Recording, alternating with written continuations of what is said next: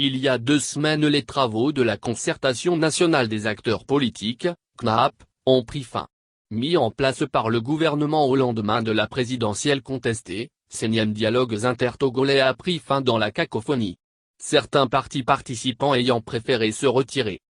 Toutefois, on peut mettre à l'actif de ce cadre qui, en 11 plénières, a adopté 29 réformes politiques à opérer avant les prochaines élections en vue de l'apaisement du climat politique.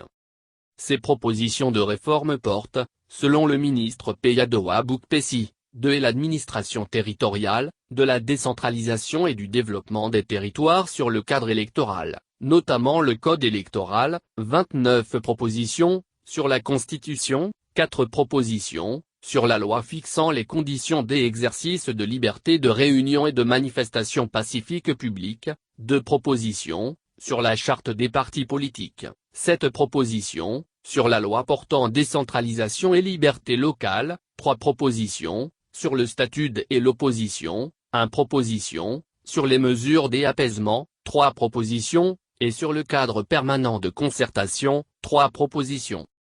À part, ces propos du ministre, on n'en sait pas plus sur ces propositions adoptées par ce cadre de concertation. Une véritable omerta entoure les conclusions des travaux.